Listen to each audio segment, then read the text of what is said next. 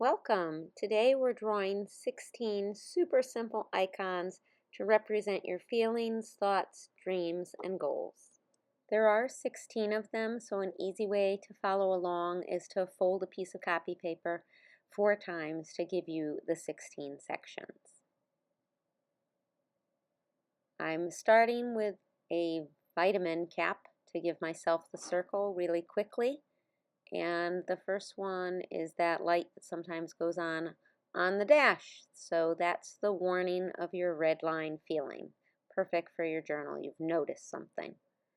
The second one, I'm using a little bit larger cap, and I'm going to do just the half of it, like the top half, and create it into that half circle to become the fuel gauge, saying that perhaps you're on empty.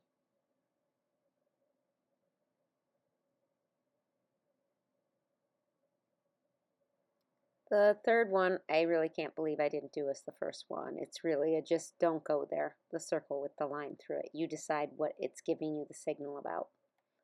And the next one is going to be the bell. So you're hearing a little alarm bell. I like to make a bell by making a circle with a line underneath it. So you can see that's where I got the flare out. And then it's like the half circle for the bell underneath, and then the holder on the top, and the ringer sound around it. So you've noticed your alarm bell going off. My next one is the actual warning sign that's a triangle, and I do find putting the 3 little dots does help to make your triangle. Obviously, also, if you did it in pencil, you could perfect it even more, but I really mean these to be in your journal as just a quick warning sign of something that you have noticed, and possibly do your exclamation point in a different way.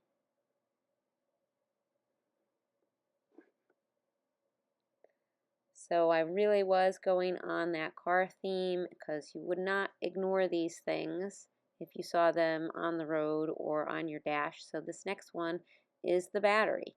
So just a simple rectangle with the long thin rectangles on the top, and we'll have our negative and positive charge, and just showing the voltage. So if your battery is going low, or it's saying check the battery. Again, these are warning signs we don't ignore on our vehicle, but sometimes we ignore with ourselves. Really effective way to put it in your journal.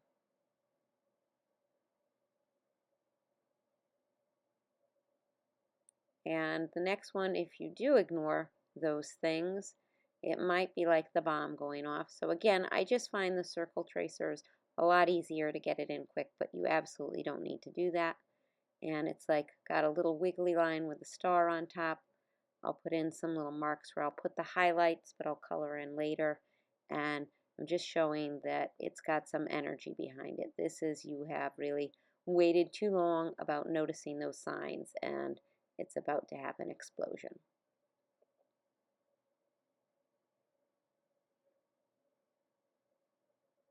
And so you're thinking, and this is like a loopy line, and I keep going around and round, and it's going to end up being a little bit like the shape of a brain, because you're thinking. So any way you want to loop it around to kind of show a knot of it. And then in the little spaces, I'm going to put the little question marks, because you're wondering. So anytime you're questioning something, this is a really easy way to show that you're thinking about it.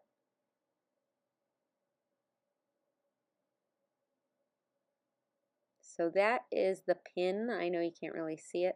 So it's a little circle with a line. This is the pin. You are here, and I'm putting myself in a maze. So it's going to be that pin surrounded by rectangles that each have one side open, but so where the side was open on the left, this next time it's going to be open on the right. So you have to kind of think your way out of the maze.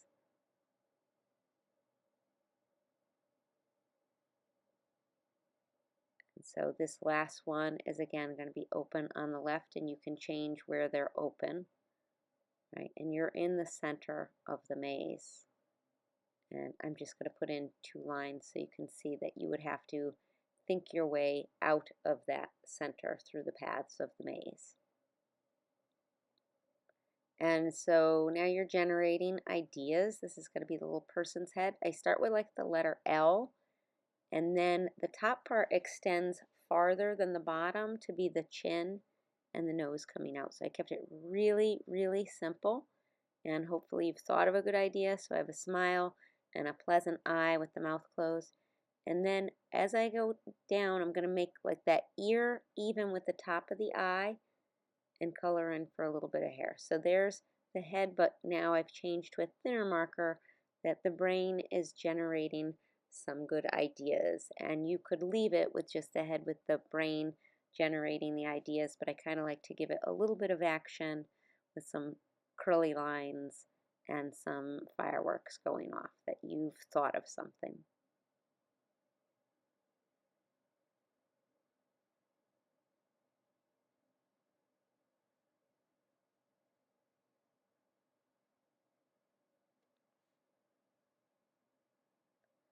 Our next one, hopefully you're thinking of a vision. So that diagonal line is going to be for the telescope pointed up, and then I'm dividing it into the sections, the 3 sections, and it gets smaller to larger as it goes to where it's tilted up looking at the sky. So this is to symbolize you've thought and you've creating a vision for yourself. And I'm just shading in the bottom so there's like a little reflection on the top, but also it takes care of that diagonal line. That diagonal line does help to keep it straight so that the pieces aren't like curved, because they would be straight on your telescope.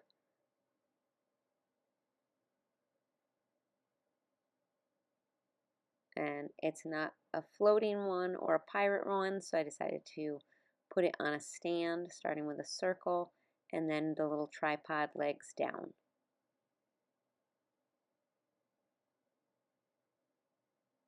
Still keeping it really simple. And now you could put whatever you want out there. I just chose to put some stars and some lines connecting things, thinking like you're connecting the dots between things, and some planets. But again, this is for you've encountered an issue, you've thought about things, and you're creating a vision for a solution.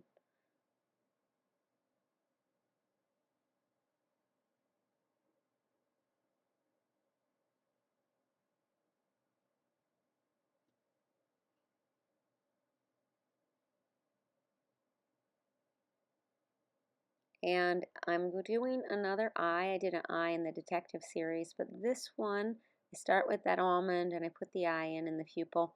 But I'm thinking more, this is your intuition, your inner eye.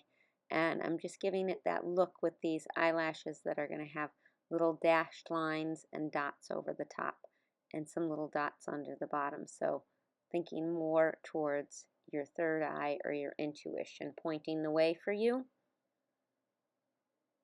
because hopefully you're expanding into dreams. So just going to do the word dreams, but I'm going to, because I'm thinking you're imagining it's still off in the clouds.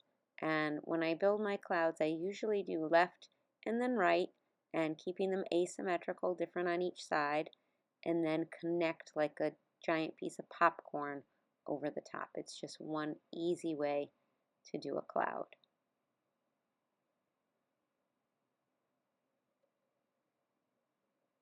And you will encounter things with this. Maybe things aren't working out perfectly, but you need to just self-reflect. So I'm doing a really super simple person. I'm going to do more people coming up, but it just has like a keyhole type of head and body and straight lines for legs. And you're going to be in front of the mirror. So I'm putting the mirror higher than the person because they're closer to us on the floor.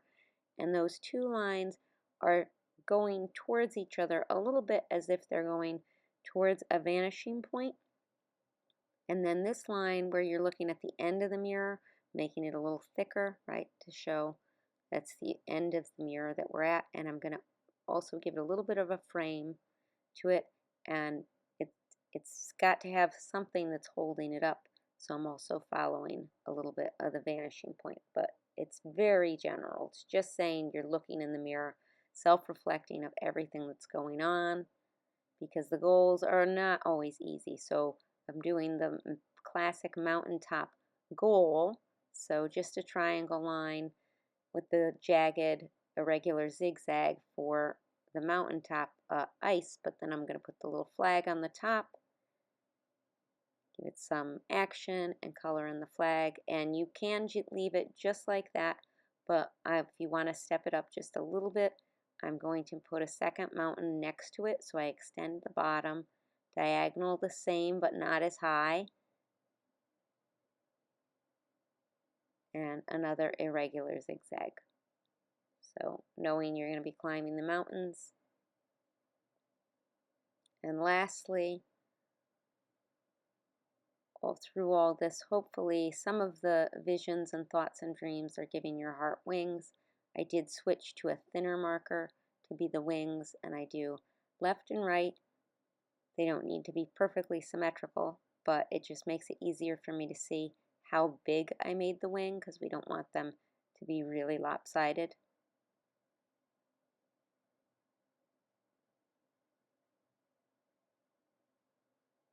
And lastly, I'm going to add some color into them.